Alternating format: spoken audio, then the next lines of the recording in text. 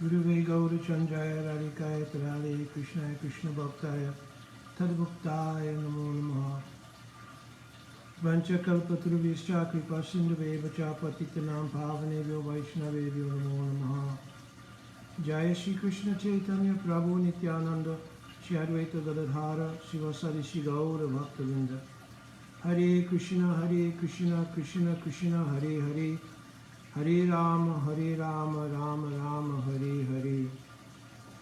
Dhanavad Pranam devotees.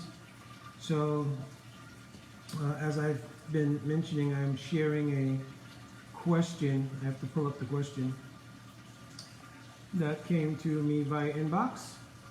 And I'll read the question here. Oh. Can Bhakti be relevant if it doesn't address social issues like race? That's the gist of the question. Can Bhakti be relevant if it doesn't address social issues like race? So, the relevancy of Bhakti has to be taken in its own space, because relevancy will be subjective, and we cannot measure something absolute by a relative standard. So let me repeat that. So the idea of what is relevant will be according to subjective opinion. This is relevant to me, something is not as relevant to someone else, so forth and so on. But Bhakti, being the divine energy of the absolute truth, or God, is something that is an absolute consideration. So the relevancy of something that's absolute can't be brought down to a subjective plane for describing its relevancy. That's the nutshell answer. An expanded answer is that we first have to decide what relevancy is. That's one thing. What is relevancy in an absolute perspective? What is, the concept of the body as a whole when we start considering absolute relevancy? So for instance, is the racial makeup of someone something that we consider when we're discussing the absolute nature of a person? And the answer is clearly no, because the racial identity is a karmic event. In other words, from one life to another, we carry a karmic portfolio that determines our race, our gender, our social dynamic, and so many other things. So we cannot say that the essence of the human experience, the essence of the human being, is based just on the flow of their karma. The essential being is actually the soul, right? So a friend of mine always mentions, a very good friend of mine always mentions, you don't have a soul. You are the soul, and you have a body. So you have a body of a particular race, gender, social circumstance, based in large part on your karmic portfolio. There is no other rationale that explains why the variations of the human experience exist if you take out the factor of karma. There is none. Now, let's get clear on what karma is. Karma is not a predestined shackle. Karma is a pattern.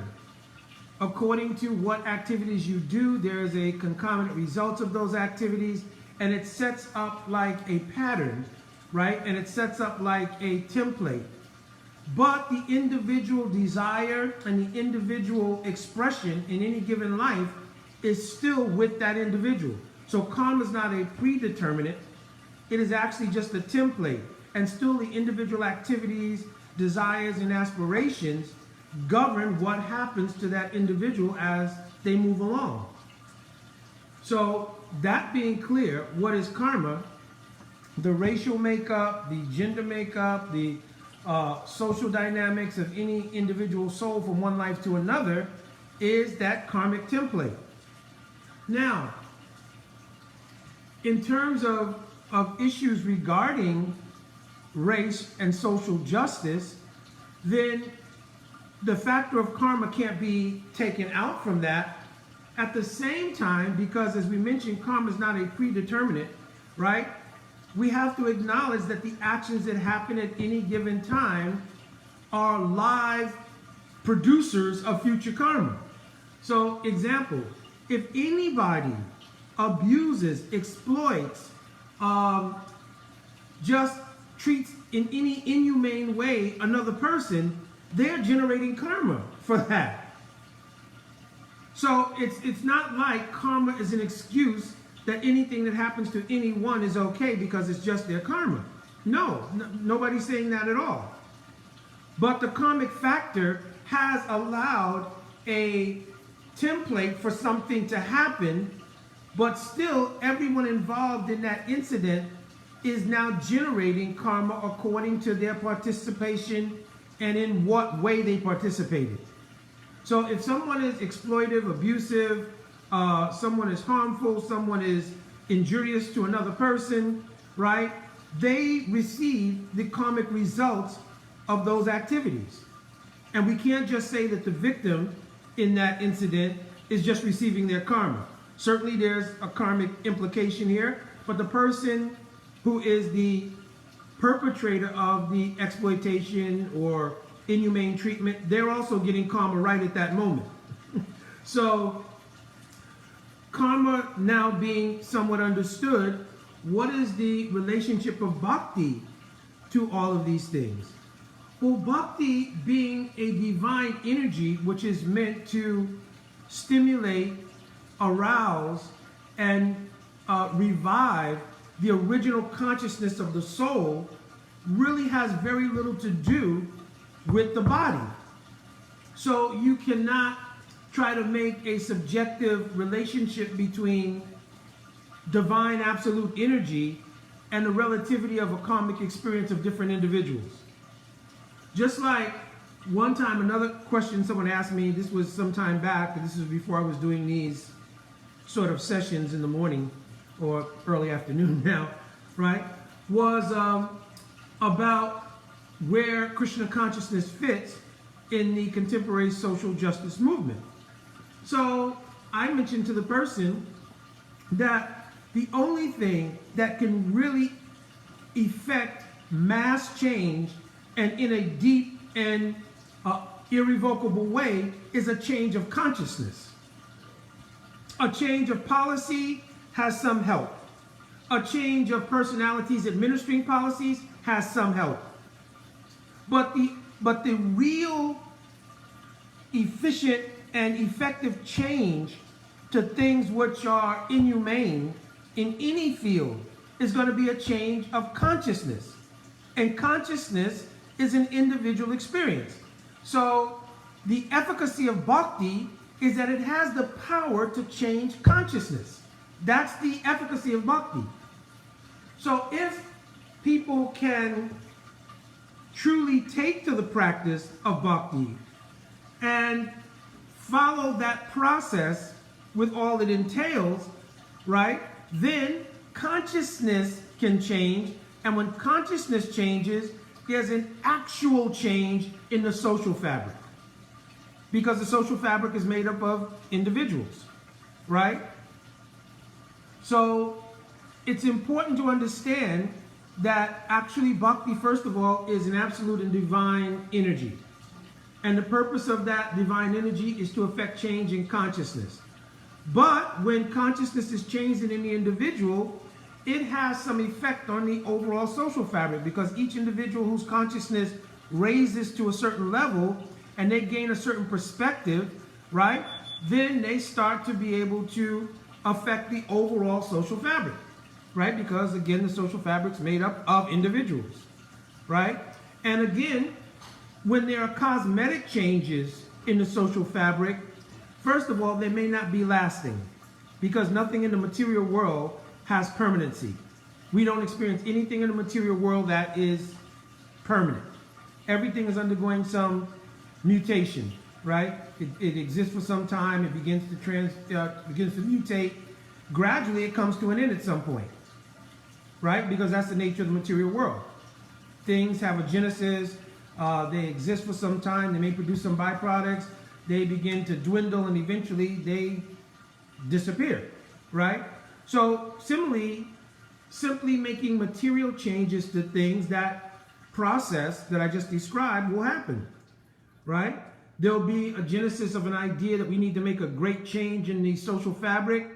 There'll be a lot of energy behind it. Things will go on for some time, and the sequence I just described will take place.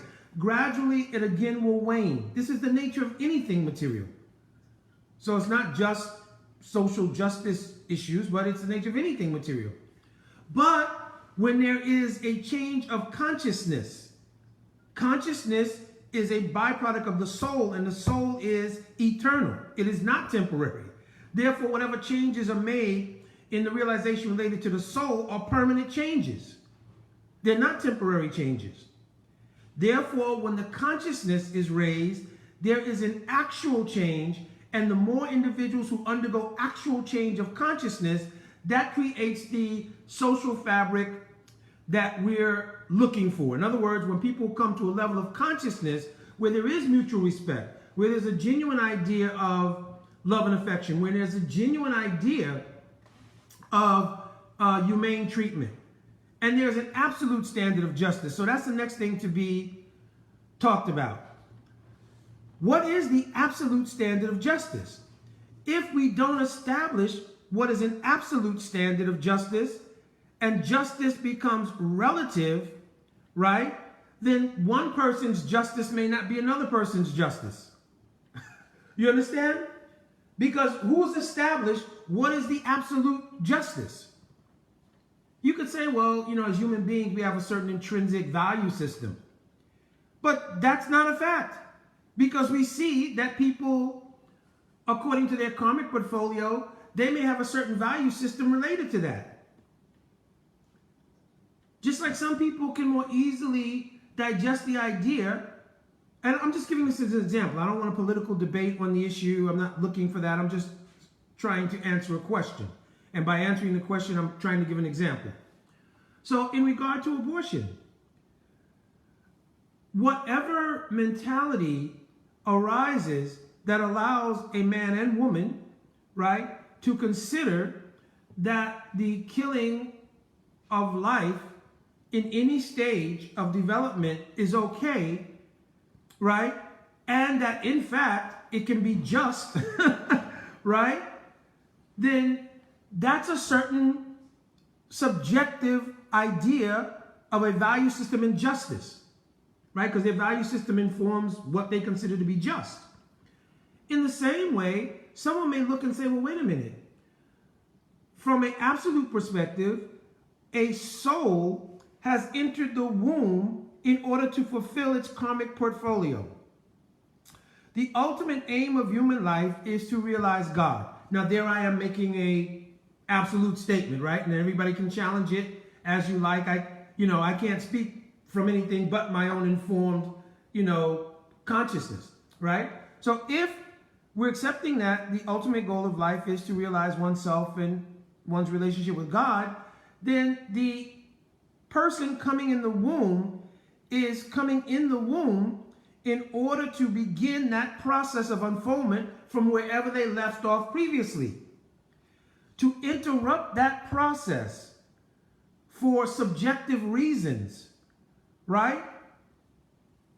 Is that actually justice according to an absolute standard of justice, right? So the reason I'm bringing this up, because I'm just showing that really, when everybody talks about justice, to some degree they're talking about intrinsic human values, but there is no absolute standard of justice. If so, there would not be a debate about an issue like abortion, right? Because you wouldn't have two opinions on the value of life, right? And the purpose of life. You wouldn't have that debate. There would be a universal acceptance that life is valuable because it is the opportunity to realize our true spiritual nature in a relationship with God. Even more so, since we've gone down this pike, the whole idea of God as a whole now is subjective and relative, right? Now, it certainly may be absolute for those who ascribe to, any spiritual path, not only Bhakti. But for a great many people, the idea is that, well, you can believe in God, but, I don't believe in God. So until we establish something is absolute, you can never have an absolute consensus on what is justice or what is proper or what should be done and what should not be done, because there is no absolute standard. There is no absolute criteria. Everything is relative. So my answer would be that yes, first there needs to be established an absolute standard. Of course, any person in any spiritual tradition, what to speak of Bhakti, is going to say the absolute standard is the standard that is issued forth from the absolute divinity, or the absolute truth, or the absolute person, of God, right? So that is something that's absolute. Now, unfortunately, we are living in a time where that idea is being relativized more and more because, that's okay if you believe in God, but I don't believe there's a God. Now, of course, you can go through all the arguments of causation and original causation and so forth and so on. And then you'll have people who say, well, it's not that I'm atheist, I'm agnostic, so you get all kinds of nuances, but the end result is that there is a whole posture of relativity. And in relativity, there's never going to be an absolute standard because everyone is different in their karmic unfoldment. And therefore, what is absolutely justice in my eyes may not be the same in someone else's eyes. Just like we may agree, it is inhumane to treat people with exploitation or with physical or mental abuse. That's fine. We can agree to that. We can agree to that. But what's going to stop those things from happening unless there's an absolute standard? Because sometimes the exploitation, the abuse, and the inhumane treatment is the consequence of a person having a particular conception and being in a position of power to execute that conception over someone else's. So in their eyes, it is just. Right? In their eyes, it is just.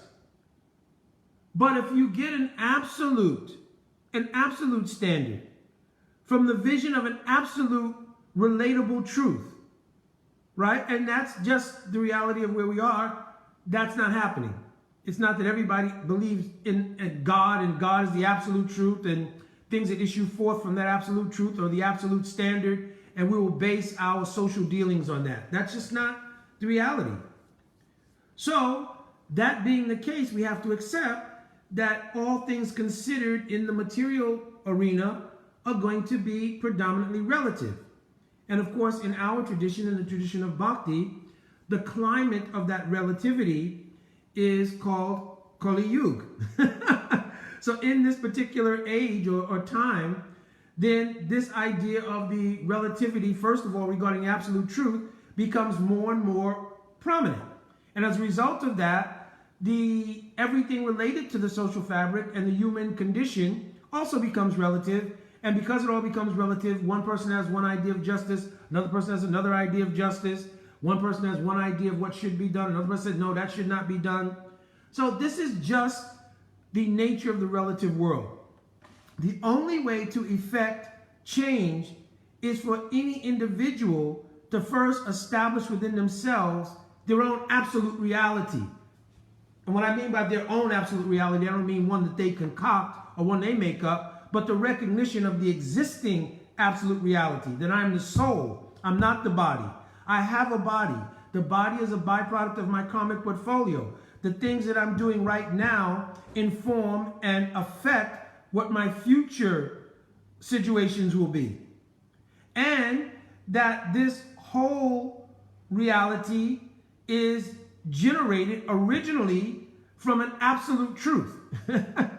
And whether you want to find that absolute truth by going back through the series of causation, what was the cause of this, what was the cause of that, when you get to an original cause, it will have to be something beyond the material. Because we don't have any finalized material conclusion that we can say is the actual causation of it. Now, some scientists will come forth and say, no, we have established a scientific, air quotes, idea of what the genesis of everything was. Well, I've always been waiting to hear that, what that is, because then my question will be, well, what caused that to happen? So if you don't acknowledge the absolute truth by any nomenclature, Krishna, Allah, Buddha, God, anything, then you have to acknowledge the absolute truth as the origin in terms of the chain of causation, the original cause. Actually, in our tradition, we actually have a name for that. Sarva Karana Karanam. That which is the cause of all other causes. So, anyways, I probably got beyond the subject matter of the question, but, in a nutshell, the relevancy of bhakti to social justice issues, again, going back to kind of summarize, is that bhakti, being an absolute spiritual energy, has the potency to change consciousness. And when consciousness is changed, it has, from the individual level to the nuclear family level, and nuclear family here, I'm not getting into what that's about, to the communal level, to the national level, to the global level, it has the ability to affect the social fabric on all those levels. So when we pick up the practice of bhakti, whether that's in any particular tradition, so right here I'm not specifying the Vaishnava tradition, I'm specifying the idea of a spiritual tradition in which devotion is required, because bhakti originally comes from the Sanskrit word, the root is bhaj, bhajdatu iti sevayam, the idea of serving God. And the service attitude is recognition of my position in relation to God. So when that is imbibed on an individual level, and it's therefore manifest on a familial level, on a family level, and then a communal level, and a national level, and a global level, actual effect will be seen. Until and unless that happens, pretty much the relative I don't want to say reality, but the relative dynamic of individual subjective opinions on everything will exist, and in many cases those opinions will be in conflict with one another, and it will produce social justice issues. And those social justice issues will give rise to relative ideas of how to deal with them, and that will create more relativity, etc., etc. You get the idea. So hopefully not being overly complicated. And again, baseline, bhakti is a spiritual energy, an absolute spiritual energy that has the potency to affect consciousness. Consciousness affected individually translates to how it's affected in a family environment, a communal environment, a national environment, and then finally a global environment. So therefore, bhakti has great relevancy in social issues because it is the foundation under which social issues can actually be transformed into what is desirable in the root of the human experience, which is the soul level of experience. Alrighty, I have to begin some seva. So my dandavat pranam to all the devotees and guests who may have come, and hopefully this answers this person's question. This person, I had their permission to ask the question. They're aspiring in devotional life. They have not taken initiation in all of these things yet, but they're aspiring in devotional life. And I thought it was an extremely relevant question, and probably could be discussed ongoing, and probably better in a setting that's more of a panel setting where you have different kinds of input. But I'm just trying to answer a question here. All right, my dandavat pranam. Jai Radhe Radhe.